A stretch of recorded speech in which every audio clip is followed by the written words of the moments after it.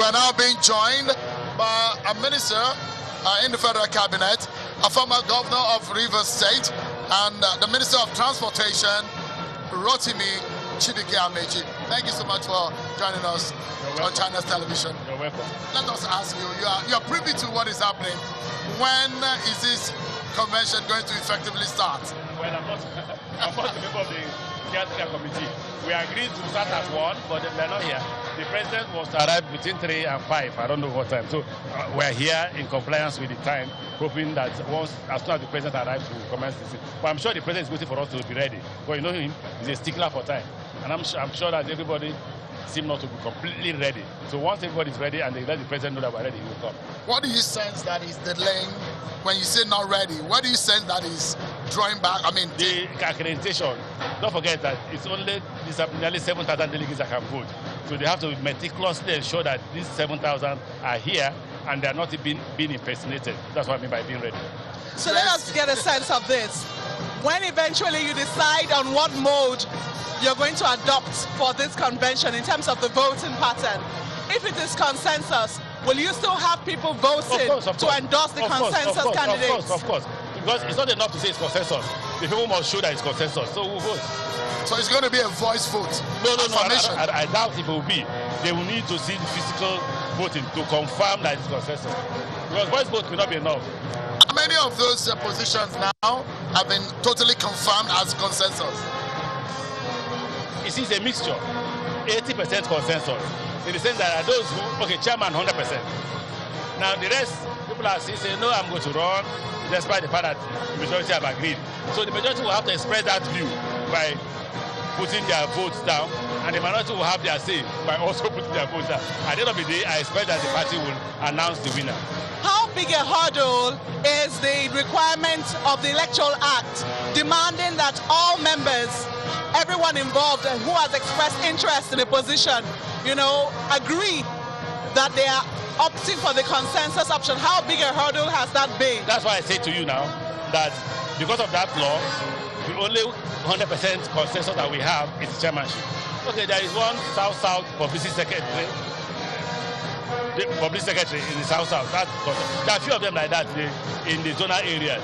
But the national, people are still contesting the consensus. They were allowed to express their decision in compliance with the Electoral Act by allowing them to go and vote. So whoever emerges at that point, who will accept? In a long time, this is going to be the first time you come to a convention as a non-voting delegate. How does that make you feel? No. I think the party is wrong. I think so. But there is already a judgment of the law, of the court. Until that judgment is discharged, the law is that Section 84(12) is not part of Nigerian law. Until the Court of Appeal says otherwise or confirms it. I was going to come to the question, but I was asking about your personal feeling. How does it make you feel that you come to your franchise is in your pocket and you cannot exercise it? You see, that's why the National Assembly should have realized that what they are denying us is our right to vote. That part of that law is made to address selfish interests. Purely made to address selfish interests. And I was in the parliament. What we are told in the parliament is look at the nation, don't look at your interests. So I want to ask you, we've seen your banners here. A lot of people are campaigning for you ahead of 2023. How does that make you feel? Does it finally endorse the fact that you're coming out to run? You know the problem we all have? That I wear glasses and I've not seen enough of my banners. That's the problem. But you can hear. No, I've not heard. You've not heard people saying Rotimi Amaechi is running for president. I have not. Do you want to be president? There's nobody who doesn't want to be president. Doesn't want to be president. Have you spoken to the president about your ambition? Did I tell you I have an ambition? I said, don't you want to be president? Everybody wants to be president. I don't want to be president. Oh, if you don't want, everybody wants to be president. Do you want to be president, Mark? Be honest. Not now. Be honest. You want to be president. Be honest. You're my friend. You want to be president. You want to be president. We ask the questions on this platform. We ask the questions on this as my friend, you want to be president. Why don't you want to answer the question? What question? Your banners are everywhere. Making my way into the square, I saw how many positions where your banner was. Rotimi Amaechi for 2023. I didn't see, why? The crowd was so much. So you didn't see they them. literally pushed me across. Are you saying that you don't know of any of these groups of people who I have are not seen the banners you are seeing. I hope you're not seeing it spiritually. What about the support groups? Have you heard about the support groups? That's why I asked you. I hope you're not seeing it spiritually. But you must, you're a politician, and you must have heard that now there are posters of you you donning an Igbo cap, portraying you as a Southeasterner, and preparations? I wear all manner of dresses. I wear the House of Fulani Babariga. I wear the Rivers dress, for which I'm very proud of. I wear the Igbo dress, which I'm very proud of. I'm very proud of the House of Fulani clothes I wear. I wear the Yoruba dress. I'm a Nigerian. So tell us, in very clear terms, are you going to run for presidency? Why don't you think I should ask you, are you going to run for president? No, I'm just asking you. You are the politician. We are just journalists. I'm a journalist too. You're not. A microphone. You're not. You're holding one. Why is that such a difficult question to answer? Why is that such a difficult question to answer? Is it every exam question you attempt? You're a student. When they give you questions, you attempt all the questions. You attempt all the questions. That's what we're asking. Why is it such a difficult question to answer? Because it's a difficult question. If you go to, there was a test we wrote in school, and the guy got up and said, I'm not going to write. The teachers asked her, why? I didn't prepare for this one. Said the one I prepared for. Are you afraid of all the other contestants who have thrown their hats into the ring? You know the funniest thing is that you know me very well. If there's one thing I don't lack courage. I don't lack courage. Once I make up my mind on anything, I zoom into it. The worst that can happen is what? Death. So same with your presidential ambition. Why are you trying to answer so questions? So is it that you haven't made up your mind then? About what? You haven't made up your mind because you say when you've made up your mind about something, you will throw your heart. You have the courage. I just say that whatever I want to engage in, I have the courage to engage in. So is it that you haven't made up your mind about this? You know, it takes a lot to run for president. You have to talk to your wife. My wife has not been spoken to in case even if I had an ambition. My children, my priest, my God, everybody. So forget about presidency. That's not the issue now. The issue is the convention. This convention does not where you elect the presidential candidate. So which of the consultations have you concluded? No, you've not spoken with your wife? No. Not your children? Why are you interested in that question? I have answered the question several times. You're still not satisfied. Because if you're not seen as a contender, we wouldn't be. Is that an answer you're looking for? We just wanted yes or no. Okay, which of them? Choose the one you want. We wanted to know whether you are running for president. Choose the one you want. I will answer you. Is it yes or no you want? The yes one, because we know you want to run. The yes. Are you consulting us? Are you consulting the journalists on this program? Yes, I'm consulting you.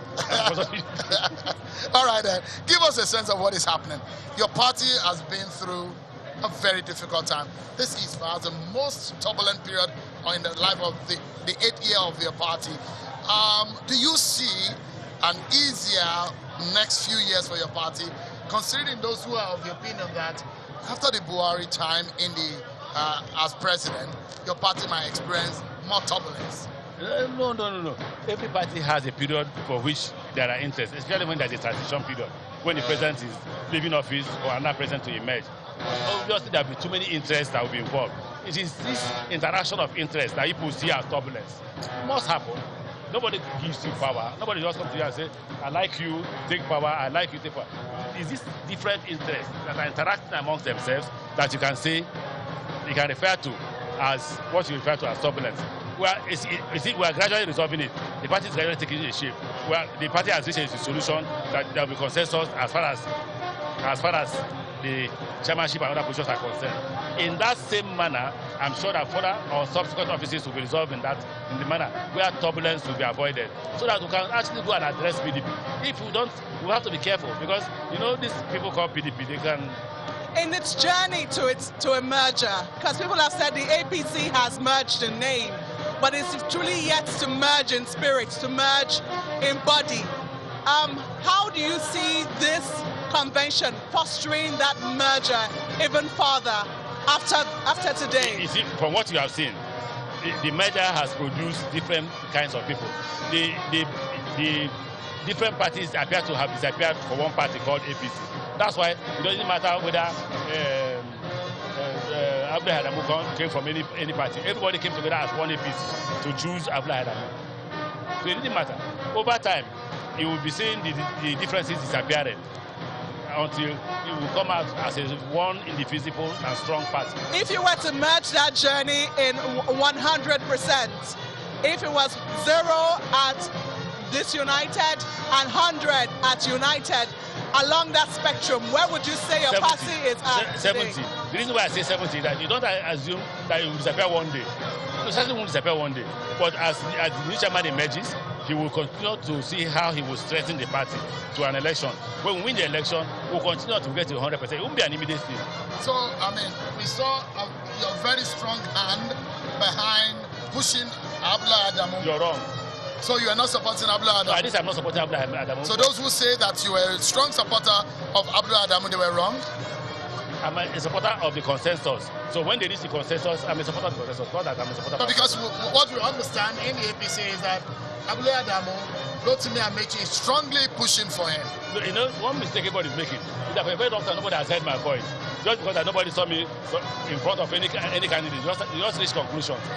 Nobody can tell you today that he saw me before in front of Akume or in front of Amakura or that of Abla Adamu. I was just calm and quiet to allow the party process to let who they want, and we back. You know, some of us, like my colleague here, God has blessed us with the talent of knowledge of some of these things, and when we hear it, you know that they are almost 100%. It must be a magician. No, because if you know what you're doing, sometimes you're almost apt in what you say. So when we ask you these questions, we're not asking out of the blue. Okay, so the question is that, I mean, what gives you, what impression or what is inspiration behind your support for Abla Adamu? No, you're asking the wrong question. You make it look as if I personally will be supporting Abla Adamu. No, I'm not saying you personally. I'm saying that you. The consensus candidate that has emerged through the president and the governor and the other stakeholders. Is it true or not that you are supporting Abla Adamu? I'm supporting the consensus candidate. So since Abla Which is Abla Adamu? Since Abla Adamu is the consensus candidate,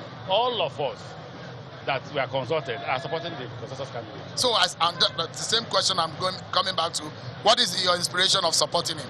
Because it will be a good leader. You see, all of them are qualified to lead the party. All. Amakura was a governor. He was a wonderful leader. You can hear Akume was a wonderful governor when he was in Benue.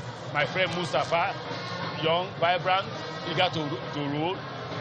313 Senator Musa, very qualified. You can't be a senator if you're not qualified, right? All of them are qualified. All. But one person will emerge. It's what we call in the parliament, first among equals. Everybody's qualified to be Senate President, everybody's qualified to be the Speaker, but amongst them they choose one person who is first among equals. So what Abla Adamu is doing is representing everybody in the party as first among equals. Can you tell us how that decision was arrived at? Consultations, the president consulted everybody, consulted the governor, some of the stakeholders. We had a dinner with the president. I'm sure you saw the photograph of Tinubu, myself, the founding members. Everybody was consulted, and it was a consensus that, okay, all of them are qualified, but we think this can manage the party for now, pending when the tenure is over. What qualities stood him out above the rest? Above the rest, it will be difficult to answer that question. It's very difficult to answer that question because, like I said, they are all qualified. But it's a matter of choice that amongst all of them, one person must emerge as a chairman. So, on a final note, your friend, the governor of Rivers State, Nyesom Wike, has stamped his feet in the politics of Rivers. And I know they say that charity begins at home. You have your eyes back at home in Rivers State. How easy do you think is it to run? Eyes are here. This is my home now. My eyes are here in Abuja. So you're not thinking about how to... my governor now is the minister of FCT. I live and do business here. So you're not going back to Rivers State as a local base? Well, when we get to the bridge, we'll cross the bridge. For now, Minister of the Federal Republic of Nigeria... Are you afraid of Nyesom Wike? Very afraid. I'm very afraid. Why are you afraid of him? Because I'm chairman. What's your problem? What's the problem?